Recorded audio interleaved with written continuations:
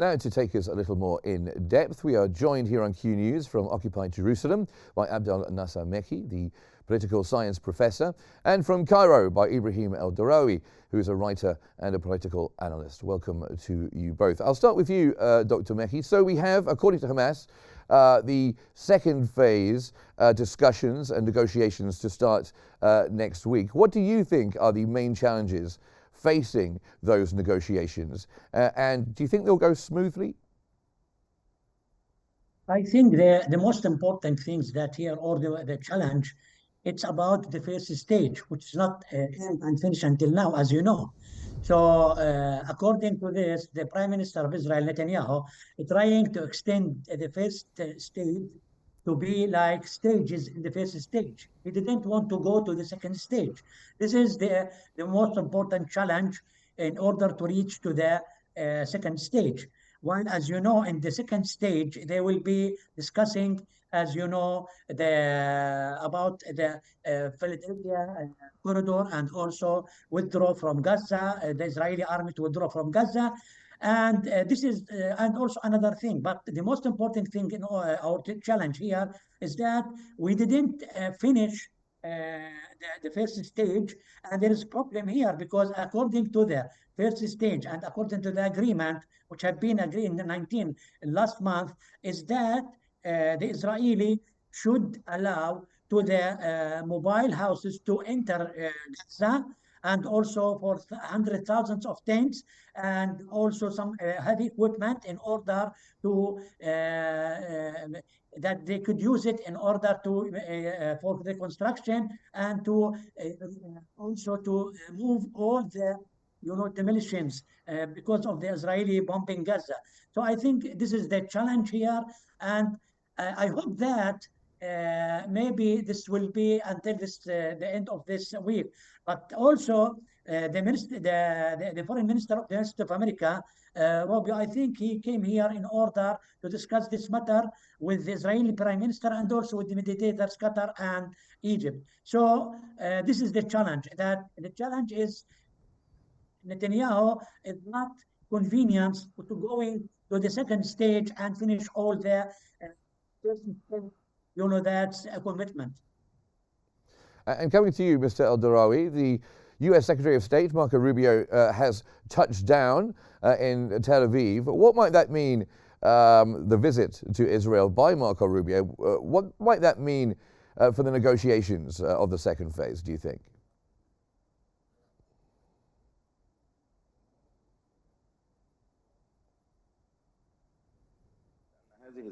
I believe this is a crucial visit. It is certainly important for the finalization of the deal, and also to probe into the possibilities of the forthcoming Arab League meeting, heads of state.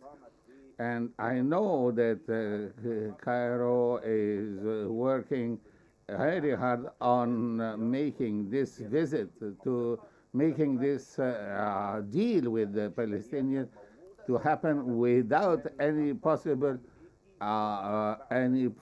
forced migration of Palestinians. And I believe this is becoming, of course, an Arab issue.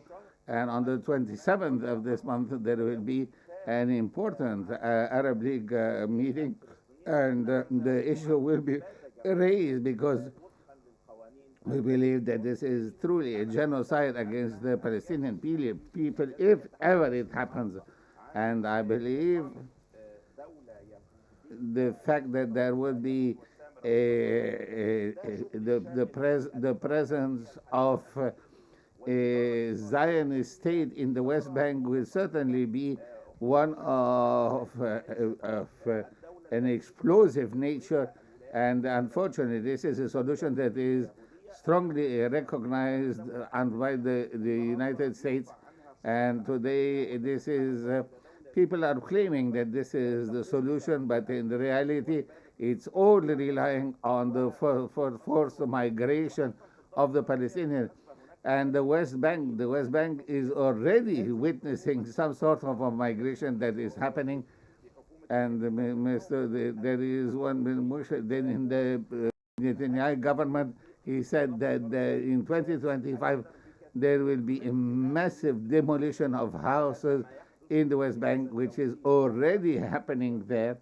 And I believe that this is going to be important. And I believe that I know that Saudi Arabia is also involved indirectly in this. And I believe, again, that the entire Middle East is on the brink of a big fire. And I believe it's a very, very humiliating situation for the U.S. government, and I don't think that this will be certainly come to any some sort of conclusion unless there is some sort of comprehension on the American side, because the presence of a Palestinian state, according to the borders of pre-1967, is the only guarantor of a sound state. And if I remember, Mr. Trump had, in his first tenure, has been already in favor of this, and whatever Mohammed bin Salman, the heir to the throne in Saudi Arabia, is very much pushing in favor of this solution. I also suggest that believe is that there is an important role for allowing the humanitarian aid to reach, and I believe this will certainly give a big push. But the real guarantor for the guarantee for the sound exchange, remains the American side. This is the only way to put pressure on the Netanyahu government and to enforce some sort of an agreement between both parties. Well, coming back to you, Dr. Mekki, feel free to comment on what Mr. Al-Darawy has just been saying. But also, of course, we have a situation where Israel are committing violations of the ceasefire already. There's a reluctance and pressure on Netanyahu not to proceed with the ceasefire at all. And then we have Hamas, who are committed to the second phase of the ceasefire. How significant is that? I think the Hamas now is commitment to the going to the second stage, but according to the agreement, it should be also committed by the Israeli, because the Israeli also they agree and also they sign in the agreement last month. So because of this, I think it's important that the Israeli government should go ahead with this. But the thing is that there are many things that happened. You know that after the agreement had been signed, like the statement and declaration of the Trump when he said about the displacement of the Palestinian, and he will go and dominate it over Gaza.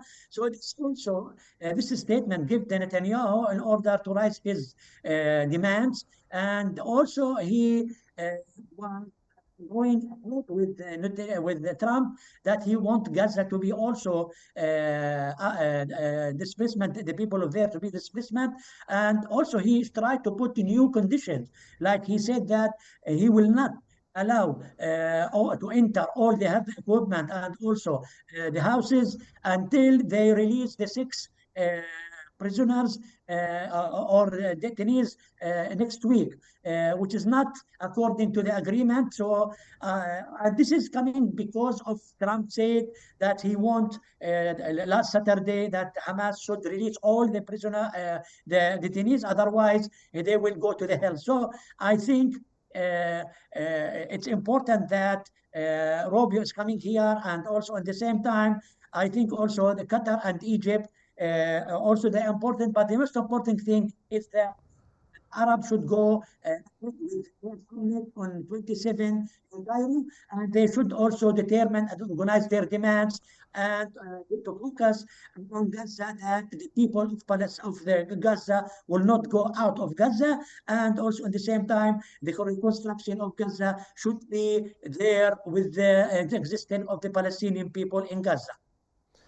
Coming back to you, Mr. Al-Darawy, we've got Israel calling for an extension of the first phase. Do you think it's likely that there's going to be a delay? We've got 2 weeks left on the clock of the first phase. Do you think it will be extended?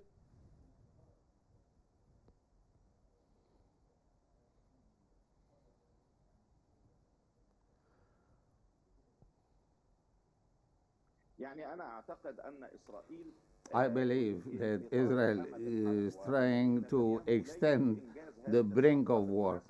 Mr. Netanyahu does not want to finalize the deal the way the Americans do it. But I must say that today the actual Israeli media are trying to set up the Palestinians so as to put the blame eventually on either of the parties. But I believe that Cairo and all the middle parties and third parties, including Qatar and the United States, and the admission of humanitarian aid into Gaza is certainly very important, because this is one way of actually avoiding actual hunger in Gaza. I must say that the vision of Egypt in the light of the current portfolio of Gaza is very crucial. And the third, and the admission of the humanitarian aid is important. It is also imperative also to put an end to the war in Gaza, and Cairo has put all the pressure that is required to make sure that this war comes to an end. But I believe that there is some sort of an agreement, though I would say it's more of people agreeing more to disagree. But I believe that all this will be discussed during the Arab League summit due on the 27th, and will certainly be heavily mediatized. And I believe that it is an imperative that the actual deal has to be finalized as soon as possible, and there is intense pressure on Mr. Netanyahu on this, and already there is pressure from the United States in this respect.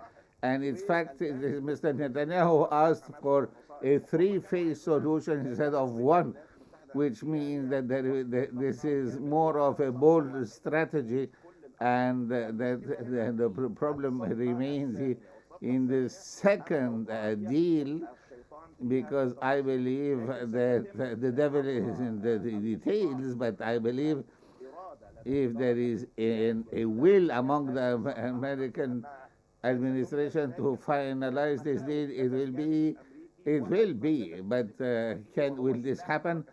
It is, unfortunately, it's all a gambit. It's all a game that is being played by either party, and Hamas is already using this as a strategic move to remain on the checkboard as a main player. And I believe if there is to be a clear mission, clear vision, it is important that there should be a Palestinian Authority that is capable of taking decision in this respect. And this is a consensus in the Arab world. And like during the meeting with Mr. Biden, including the meeting of the Arab ministers of foreign affairs previously, and a call therefore for a Palestinian state that would be back to the 1967 borders without any compromise whatsoever.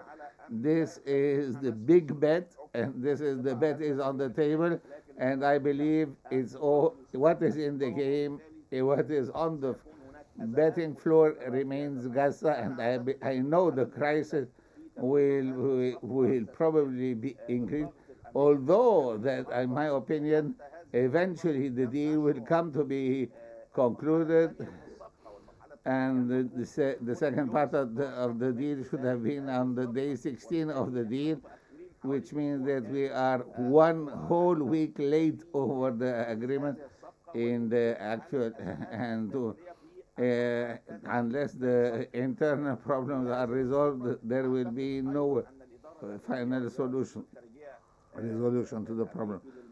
And I remember that the visit of the Secretary of State of the U.S. into to the region is a crucial element, and there are, of course, a lot of allusions from Mr. Prom that we are heading in the proper direction. However, but the displacement of Palestinians remains the main culprit, and unless there should be a Cairo initiative that really should come to light, and this is in my, and I'm definitely sure that there will be an Islamic and Arabic support of this in favor of the Palestinians in Gaza and the occupied territories. I want to sort of circle back to the conversation about the negotiations and the discussions and the end of the first phase, Dr. Mekki. Israel's pushing to extend the first phase of the ceasefire. As I was just asking Mr. Al-Darawy, what do you think's behind Israel's want to do that? What are Israel's goals behind such a step? I think this is the what is happened is that Netanyahu, he is the person that he tried to extend this stage. This stage, as you know, they have many things should be done, and this is agreed in the agreement between Hamas and between Israel with the mediators, Qatar, US of America, and also Egypt. So what is behind this is that Netanyahu, he didn't want to go to the second stage, which means that if he go to the second stage, that means he will allow to that the house, all the protocol, the humanitarian protocol will be commitment and fulfill. And that mean the mobile house will enter Gaza, and that mean the concept and the principle of displacement will go out, and that means the people of Gaza will stay there, and this will lead that Netanyahu has failed in the war, and this will influence on his coalition inside the government, because Smotrich, reading him, said that if he go to the second stage, he will withdraw the government, which will collapse his government. And that means that Netanyahu will go the second day to the jail. This is what Netanyahu is trying to extend. Why Netanyahu trying to extend the second stage, to extend the first stage, is he didn't want there in order to keep himself and to keep on his coalition on the government. So I think this is the main objective of the first stage from Netanyahu and from his government also. And coming back to you, Mr. Al-Darawy, I wanted you to look into the future for us just a little bit. What do you expect from the second phase of negotiations, and how do you think the outcome will be? And do you think Israel truly wants to proceed with the deal?